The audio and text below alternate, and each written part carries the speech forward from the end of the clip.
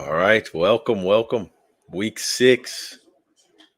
Can't believe it's already almost here. I mean, almost 6 weeks in. That's a third of the season, regular season underway. Uh, Seems like we're getting some answers here. I know it's another tough week, Mike.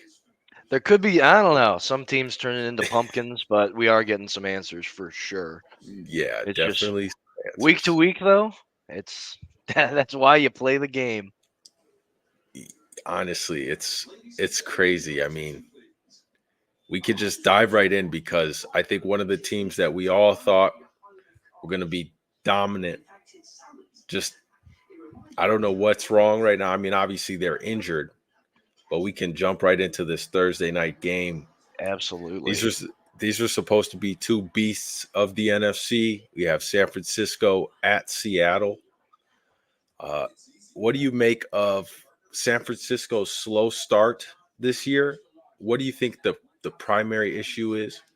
And You then, know, I mean, just to start off with that, I mean, to this point, I mean, it's a primary issue being it's Jordan Mason and not Christian McCaffrey, and he's shown some okay, flashes, but okay, that is, I think, they're in a Kyle Shanahan offense where it's a lot of play action, even on those draw plays. I mean, Christian McCaffrey, there. I mean, there's explosiveness you can't match, and I don't know. I think when you start stacking the box on him and making Brock Purdy get out of the pocket, it gets a little tougher. And I mean, their weapons, I think, have looked really good. I mean, George Kittle yes, had a great game. Brandon Ayuk seems to be coming into form a bit. And then Debo reminded us he's still Debo, but it's gonna be interesting, and especially along the line. I mean, and I don't know. And this defense, I don't think has the teeth that a lot of people thought they were gonna have coming yeah, into this season. And I mean that might yeah. be a glaring weakness going forward. Yeah, I mean, we all know Fred Warner. He's going to be a stalwart on that defense. Charvarius Ward as well. They're battling injuries this week, so we'll see how ready they are for Thursday's game versus Seattle. But you're right, Mike. I mean, a lot of injuries. Hufanga, their safety, he's been battling with injuries all year long. So uh, I do think defensively it's more of an injury issue. Uh, Offensively, though, I don't think it's time to, like, I think we have to give a lot of credit to Brock Purdy for doing what he's done. But I do Absolutely. agree to some degree, like it's almost like they're not finishing plays that last year they were almost guaranteed touchdowns with McCaffrey in there. Uh, Now Brock Purdy, he is second in the league in scrambles for first downs behind Jaden Daniels. That's a surprising statistic. But yeah, if they can't finish drives, I do think they're going to continue to struggle. But offensively, hopefully they get it together. If we go look at the Seattle team, that's the weakness so far has been the health of that defense.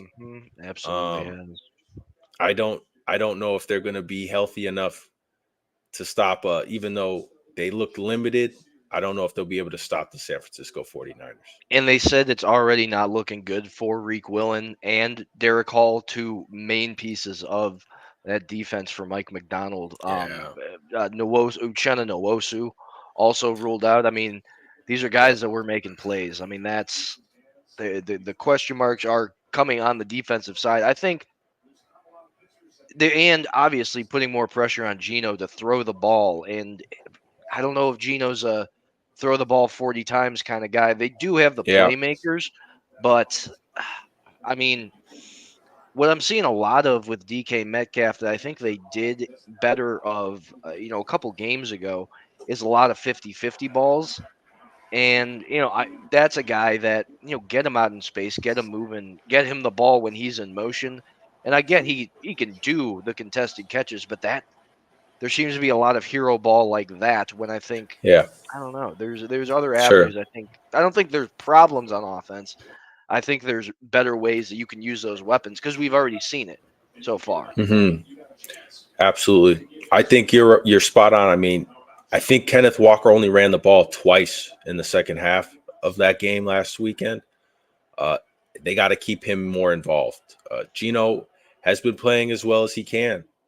But ultimately, yeah, I don't think there's a recipe for success here if you're just going to give uh, the keys to Geno and just tell him to go Superman mode. And I think they're going to struggle.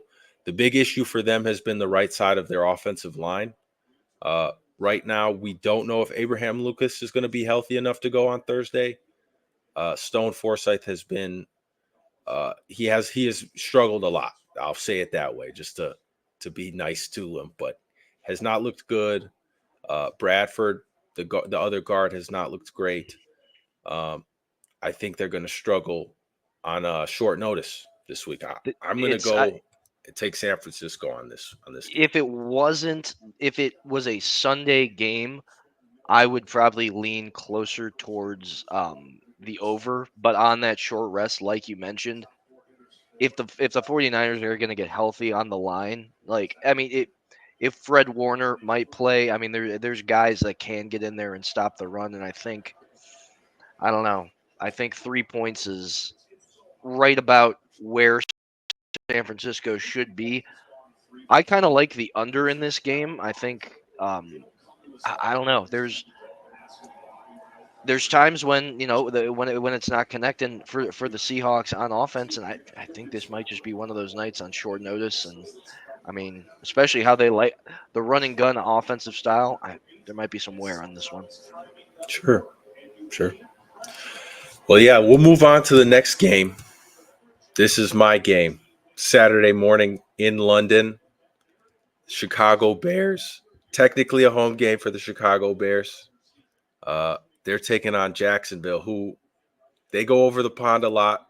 11 games in England so far. So we'll see how they do. 8:30 start time for us. If you got those lines, I would love to hear the line right now, Mike. That'd be At great. one, well, it is sitting right now at 2. It has dropped down to 1.5. Money lines, money lines. Bears are favored -130. Over under is set at 44.5.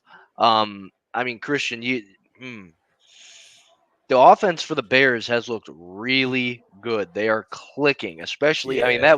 that was a coming out party, and I don't know.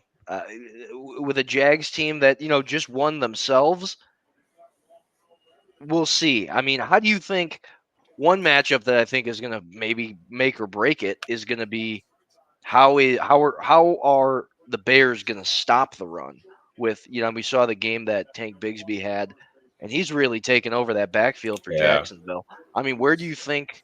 It always comes down to finding the weakness in a team. I mean, where do you think that lies right now, especially with how good the offense is looking?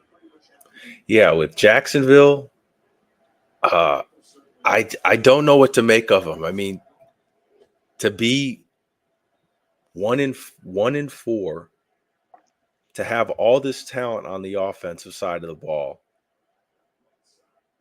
to have so much money invested on the defensive side of the ball, I don't know what the issue is. I mean, is it just maybe just Trevor Lawrence is just the issue? But last week versus Indianapolis, I mean, you saw a lot of the same explosive plays. Brian Thomas has been a revelation. If one thing that the Bears should focus on this week is the fact that they're going to be they're going to need to limit the explosive plays. Uh, they're going to need to put a cap on Brian Thomas, and they're going to have to basically take Tank Bigsby out of the game. Now, health wise, Travis Etienne, shoulder injury. I don't know if he's going to be able to go. We shall see. But with that being said, I do think the Bears have figured it out offensively. Um, they got, I believe, 24 first downs last week versus Carolina, albeit it was Carolina. Um, but yeah, I'm really excited about the explosive plays. It seems like DJ Moore and Caleb are on the same page now. I was just Couldn't be about to more say exciting. 105 yards last game. I mean, obviously, there was a revenge factor that you Yeah. have to take into account in that he wanted the ball that game. But I agree. I think their offense has looked explosive. I think DJ Moore is someone. If it ain't broke, don't if it ain't broke, don't fix it. He's gonna be going back to him. Right. I like. I think if you're gonna target a player in this game, give it all to DJ Moore. Targets, receptions, yards, maybe even anytime. Yep. He's become his favorite weapon, and it's real. I mean, why wouldn't he be? Yep. And Jacksonville's number one corner, Tyson Campbell, he is questionable right now. Not sure if he's going to play. He was out last week, I believe, with the hamstring injury. He should play, but we'll see. I mean, I I always hesitate when you go over to London. If you have some nagging injury, I usually just would expect that player not to play. But that bodes well for DJ Moore, absolutely, and the passing game. Uh, and then the last couple of weeks, the run game has been there. Hopefully, it's there this week. Another big guy, Olukon, foot injury. He's out for the Jaguars. Their top linebacker. He's a tackling machine. I do like Chicago in this game, uh, even though this is basically a home game for Jacksonville. I like Chicago a lot. And what I think, I'm curious to see what's going to happen with the Zach Pickens injury because he's been playing well, being able to plug up the middle of that defense. I mean, we'll see up the middle. If Tank Bigsby's going to be that guy, just how they get the ball on the ground through there. I mean, I like. But yeah, I think I lean the Bears on this one too, Christian. I think you just, when in doubt, lean on the defense when they're going overseas. I mean, because you never know what's going to Yeah, happen. yeah, But absolutely, I think that's the better team in this one. absolutely. And one question I did want to pose to you, with that win last week, I mean, we saw the sigh of relief in Doug Peterson, whose seat got real warm real quick with that 0-4 start. I think he's bought himself some breathing room, but who knows? That's a long plane ride, and there could be a Yeah, decision at the end of it. I think that's something to look out yeah. for. I mean, we already had one head coach not come back from London, so we shall see. We shall see. And I think one thing that is interesting, just watch, because Doug Peterson's he's one of the ones that has been talked about, about being on one of the hottest seats. Mhm. Not the best look when you're kind of throwing Press Taylor under the bus on some of this stuff. So I don't know. I Yeah, think this could be chopping block season for old Dougie P. absolutely. I mean, I wouldn't be even if the Bears lost, I wouldn't be all that surprised if there was some heat on Eberflus's head as well. So Mm-hmm. it should be a good time, exciting time for We're gonna whoever. learn a lot from that game. Right, right.